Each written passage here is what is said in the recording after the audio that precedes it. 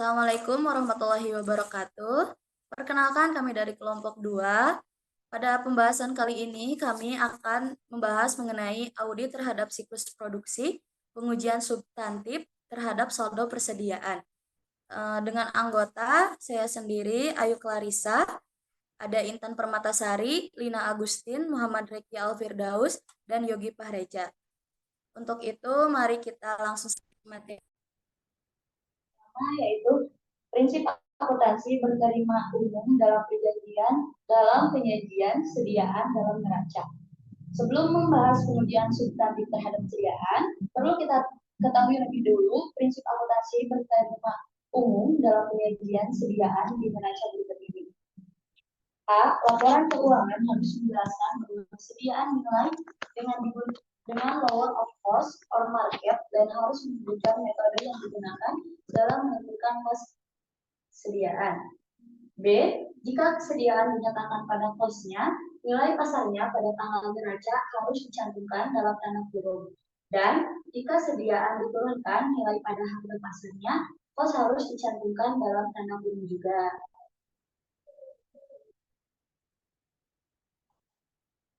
C.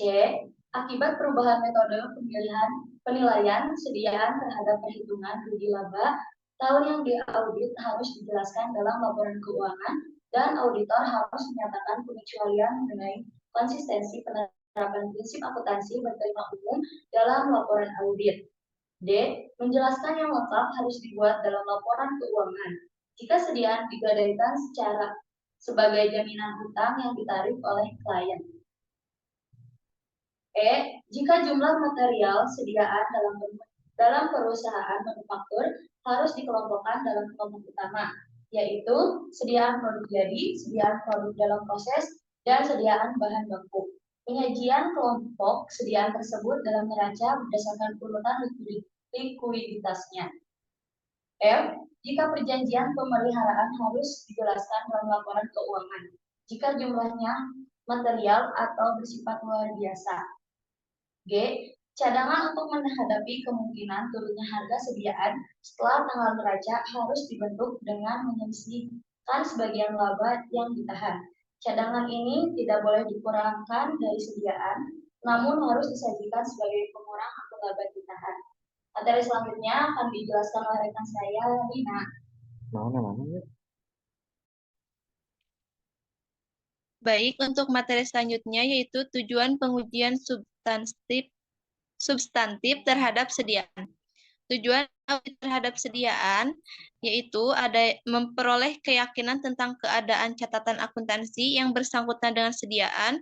Yang kedua ada membuktikan asersi keberadaan sediaan yang dicantumkan di neraca dan keterjadian transaksi yang berkaitan dengan sediaan. Yang ketiga ada membuktikan asersi kelengkapan transaksi yang berkaitan dengan sediaan yang dicatat dalam catatan akuntansi dan kelengkapan saldo sediaan yang disajikan di neraca. Yang keempat ada membuktikan asersi hak kepemilikan klien atas sediaan yang dicantumkan di neraca. Yang kelima ada membuktikan asersi penilaian sediaan yang dicantumkan di neraca. Dan yang keenam ada membuktikan asersi penyajian dan pengungkapan sediaan di neraca.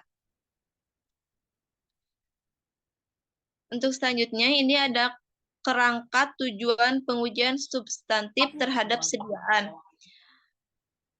Kerangka tujuan pengujian substantif terhadap sediaan dilukiskan pada gambar yang ada di PPT. Dalam gambar tersebut terlihat bahwa tujuan utama pengujian substantif terhadap sediaan adalah membuktikan bahwa saldo akun sediaan yang dicantumkan di neraca mencerminkan saldo akun sediaan produk jadi, sediaan buku cadang, sediaan bahan habis pakai pabrik atau factory supplies yang sesungguhnya pada tanggal neraca tersebut.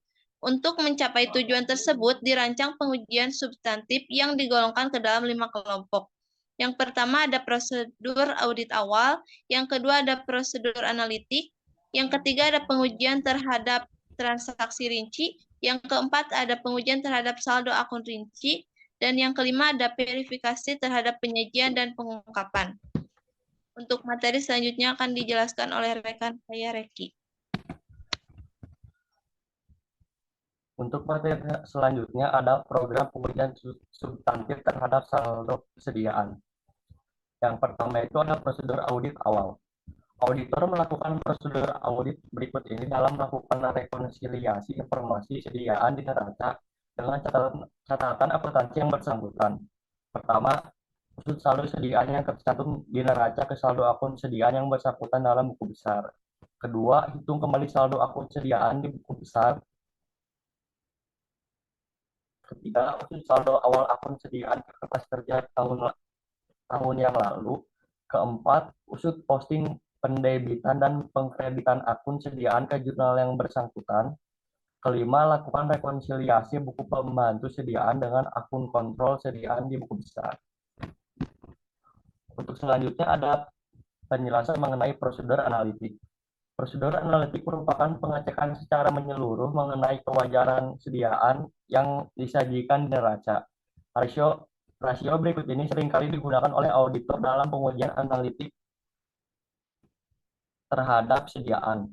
Yang pertama ada tingkat keputaran sediaan produk. Jadi sediaan produk dalam proses, sediaan bahan baku, sediaan barang dagangan. Dengan rumus atau formula, pos produk yang dijual dibagi dengan rata saldo sediaan produk jadi. Yang kedua, ada kos produksi dibagi dengan rata saldo sediaan produk dalam proses. Ketiga, ada biaya bahan baku dibagi rata saldo sediaan bahan baku. Dan yang terakhir ada kos produk yang dijual dibagi dengan rata saldo sediaan barang dagangan. Kedua, ada rasio sediaan dengan aktiva lancar, di mana dengan rumus sediaan sebagai aktiva lancar. Dan yang ketiga ada rasio laba bruto dengan hasil penjualan dengan rumus laba bruto dibagi hasil penjualan bersih. Untuk materi selanjutnya akan dibacakan oleh rekan saya Yogi.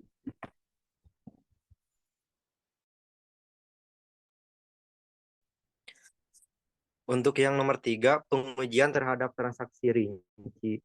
Auditor melakukan pengujian substantif terhadap transaksi rinci yang mendebit dan mengkredit akun sediaan dan pengujian pisah batas yang digunakan untuk mencatat transaksi yang berkaitan dengan akun tersebut.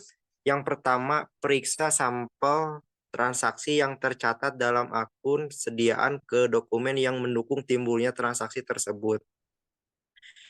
Yang kedua, periksa pendebitan akun sediaan ke dokumen pendukung bukti kas keluar, faktur pembelian, laporan penerimaan barang, dan surat order pembelian. Nomor 3, periksa pengkreditan akun sediaan ke dokumen pendukung, faktur penjualan, laporan pengiriman barang, bukti pemakaian barang, gudang, memo debit untuk retur pembelian. Untuk nomor 4, pengujian pisah batas transaksi yang berkaitan dengan sediaan. Yang kelima, periksa dokumen yang mendukung transaksi pembelian dalam minggu terakhir tahun yang diaudit dan minggu pertama setelah tanggal neraca. Yang nomor 6, periksa dokumen yang mendukung berkurangnya sediaan dalam minggu terakhir tahun yang diaudit dan minggu pertama setelah tanggal neraca.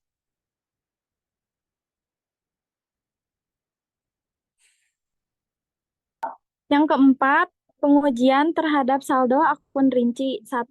Pengamatan terhadap perhitungan fisik sediaan untuk membuktikan asersi.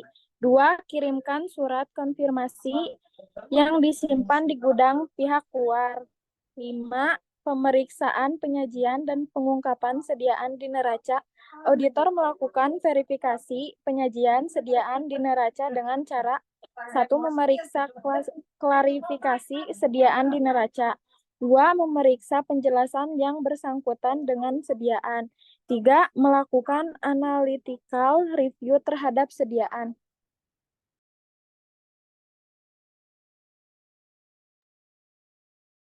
Baik, itulah presentasi dari kelompok kami. Mohon maaf apabila banyak kesalahan dalam kata yang kami ucapkan. Terima kasih atas perhatiannya. Wabillahi taufiq wal hidayah. Wassalamualaikum warahmatullahi wabarakatuh.